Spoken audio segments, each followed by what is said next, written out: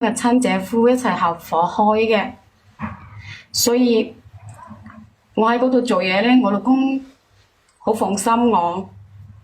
好放心你啊？點解咁放心呢？因為佢覺得咧，嗰兩個人都係熟人啊嘛，嗯，所以佢就放心我咯。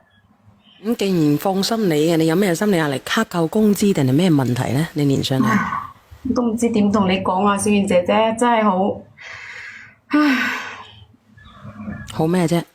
因為我老公佢個朋友咧，平時好錫好錫好愛佢老婆噶。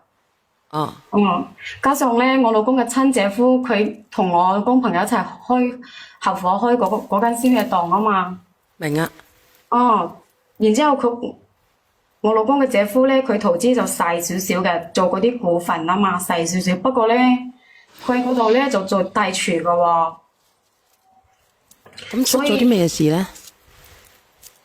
唉，就係前一年咧，我老公嘅朋友佢發覺佢老婆喺出邊有咗人啊嘛。咁都唔關你事嘅。係啊，係唔關我事。小燕姐姐，你聽我講好唔好啊？嗯，就係有一次咧，佢發覺佢老婆喺出邊有咗人啊嘛，跟住就同佢老婆嘈咗交咯。所以嗰啲人咧，可能嗰啲心態啊、思想都係唔三唔四嗰啲女人啊，所以就趁呢次機會咯。即係你話嗰個女人勾三搭四。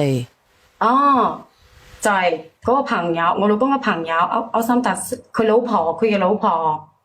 勾三搭四，勾咗你識嘅朋友定係點樣？你識唔識得佢老婆勾咗邊個？唔識。佢勾唔識嘅，咗邊個？咁你講佢老婆做乜鬼啫？唉，我覺得你覺得佢老婆好衰係咪？係啊，好衰啊！喺出邊有咗人，後尾係好賤格，然之後翻嚟同個朋友嘈交咯。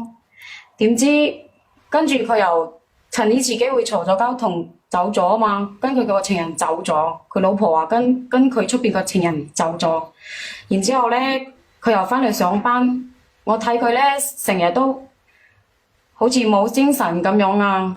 冇精神啊？咁你想點樣啊？因為佢想買咩老婆產品啊？佢老婆同佢分開咗啊嘛，所以佢成日都冇精神嘅，所以我就好似朋友咁樣同佢傾下偈咯，開導下佢咯，等佢快啲行出嗰個陰影咯。咁你都係一個好人嚟嘅，其實。唉，可能其實唔應該咁樣俾人哋太多關心噶。點解呢？因為我覺得同佢傾得多啊，不知不覺啊，因為你都知啦，小燕姐姐男女之間傾得多咗啊。我知道你講乜嘢。男女之間其實傾下傾下咧，會相互有好感嘅。無論你同你老公或者同陌生嘅異性，唔需要反駁嘅。你傾下傾下咧，你會好中意呢個人嘅，真係嘅。即係會有對佢好感啦。如果佢突然之間對你好嘅話，即係如果呢個男人咧有翻咁上下事業成功啊，多謝美譽吓，事業成功啊之類嘅，你對佢有好感係咪？係啊，所以同佢傾下傾下就有咗好感。你唔愛你老公咩？你唔愛你老公嘅咩？點解會有好感嘅？因為我老公點講咧，佢係嗰種唔係好有本事嗰種啊，所以佢成年都喺出邊啊，好少翻嚟噶。你都知道噶啦，無論係男人女人，心入邊有時都有需求噶咪。有人話你夠成日同阿梁仔傾啦，你問阿梁仔咧，憎我都嚟唔切啦，阿梁仔。係嘛？你覺得咧？你哋嗰種傾偈咧，係咪我同阿梁仔嗰種傾法咧？梁仔，你個死化分啊！偷聽，係咪咁傾偈啊？唔係啊，比較溫柔少少。然之後咁講，你講晒佢啦，打個問號做乜嘢啫？我講乜嘢你都睇唔明我嘅，有乜嘢好講啫？我同你之間。俾你講晒佢啦！我又唔係咁樣講，唔係啊，比較溫柔啲，冇咁大聲。點解你又叫我夠鐘食藥啊，梁仔？你係咪發雞盲啊？你係咪愛上咗我啊？你究竟？不過佢係咪咁樣傾啊？有咁樣傾，不過都冇咁大聲。佢好關心我，即係同佢傾下傾下，我又好關心佢喎。你話我又係咪好賤格啊？因為本身我又係有老公嘅人啊嘛，係咪？我覺得當時我都唔識得咁樣諗啊。你等下我先啊，姐姐，小娟同梁仔好好兄弟，保持距離。佢夠想，你想唔想同我保持距離啊？定係想同我親密啲啊，梁仔？係咪好似我咁樣相處啊？都係。阿梁仔個老婆話：只要你俾幾百萬我咧，我送咗我老公俾你，咁你都死嘅喎。如果係咁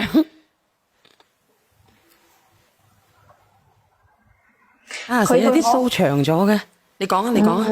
佢對我好好噶，小媛姐姐。因為有一次啊，我媽佢做手術啊嘛，佢又需要20000蚊。我當時啊手頭又緊，我拎唔出咁多錢啊嘛。所以佢自己又好主動喎，佢又借俾我。又話唔使還嗰種，唉，我覺得，因為我媽嗰度又剛好需要啊嘛，救命啊，所以我又唔拒絕佢咯。後尾啊，我哋傾下傾下，越傾就覺得越有感覺啊，所以有一晚咧，佢控制唔到佢自己，我又控制唔到我自己，後尾又發生咗關係。咁問題係你個老公冇本事，即係你話你慕強，你傾慕呢個男仔係咪？吓？即係你認為咁，其實你應該對你老公都有 feel 噶，你係同時對埋呢個男人有 feel 係咪啊？感覺唔一樣定係點樣啊？點講咧？因為佢同佢老婆分開咗，佢老婆同人哋跑咗，我又覺得有少少可憐下佢，然之後成日又同佢喺埋一齊做嘢。你可憐佢啊？哦，我想問下你，咁如果你可憐佢，邊個可憐你老公啊？小媛姐姐，我真係依家好後悔啊！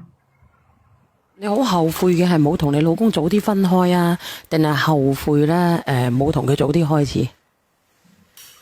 其實我根本都冇諗過同佢開始噶，因為問題你情不自禁、情難自禁咁樣同佢開始咗，你同佢喺埋一齊嘅感覺，同埋你老公喺埋一齊嘅感覺係點樣嘅呢？唔同嘅係咪啊？督入去，唔係唔同嘅係咪啊？我哋相處嘅感覺係啊，加上我老公佢成日都唔翻屋企嗰種嘅，一年可能先翻1次2次咁樣咯。最多咪3次，所以好少接觸。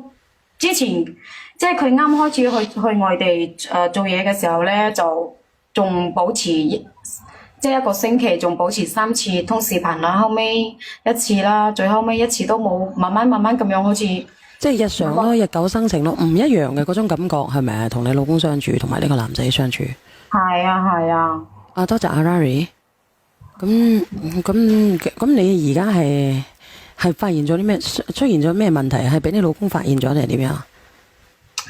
所以話係咁嘅，小媛姐姐，因為同佢發生咗關係之後啊嘛，係咪？所以我就好後悔，好想快啲結束，唔想再面對佢嗰個人，然之後好想快啲辭職，翻屋企。即係你想回歸家庭，你知道你自己錯咗。係，我當時已經知道錯咗，但係已經發生咗啊！我好想辭職㗎，因為點講咧？佢係我老公嘅朋友啊嘛，我覺得朋友妻不可欺，但係佢欺咗人哋嘅朋友妻，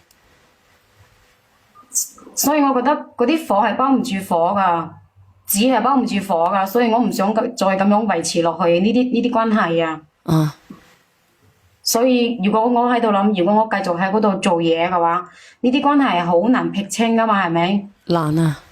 難因為佢一直做黑啦，佢都會聞住你。只要你一有味道，佢就會釋放佢嘅多巴胺，然之後咧佢就會叫住你嘅，然之後攞頭動超嚟定到你半死。我真係，我而家越諗越頭痛啊，唔知點算啊，小媛姐姐。後尾我已經同佢表達得好清楚，我話我要翻屋企回歸我家庭，然之後我仲要帶我2個仔啊嘛。後尾佢覺得我堅決要辭職啊，然之後佢突然之間，哇！你知唔知啊，小媛姐姐？佢突然之間啊，好賤格噶，變咗一個人喎。變咗一個點樣嘅人？啊！佢突然之間咧就變咗一個人，然之後特登保留我哋嘅嗰啲微信通話啊、傾偈嗰啲記錄啊、嗰啲文字記錄啊，仲咩？你仲賤格係咩？你知唔知啊？即係我哋特登錄咗啊，因為點解你要錄啊？佢錄嘅唔係我錄㗎。點解你要俾佢錄？我唔知啊嘛，嗰啲攝像頭佢錄咗我哋喺檔口入邊做嗰啲衰嘢嗰啲視頻，仲攞嚟威脅我喎。我問你，點解你要喺檔口都做呢啲嘢？唉，所以話錯咗翻唔到轉頭咯，我都唔知當時都控制唔到自己點解啊。唔去308而喺檔口呢？啊，點解唔去308要喺檔口呢？咁你話啦，佢喺嗰個檔口入邊嗰度有間房噶，我又係喺嗰度有間房，因為佢又可以包食包住啊嘛。加上你話啦，手頭又緊，我冇理由又去出邊租一間房噶嘛，係咪？冇可能嘅。啊，你講，你講。哦，咁唉，佢強迫我噶，然你話去酒店啦，又怕俾嗰啲熟人睇到撞到，係咪？所以即係小妍姐姐係咁嘅。我咧就想最後一次，即係俾佢搞完就算噶啦。啊，點樣我都，就算佢威脅我，我都想回歸我家庭啊嘛。就係嗰晚啊，即係我哋收檔嘅時候，差唔多嘅時候，佢又想搞我。當時嗰個大門閘已經關咗啊嘛，根本都冇人會入得到嘅。所以佢就喺店嗰度開始搞我啊！突然之間，你知唔知？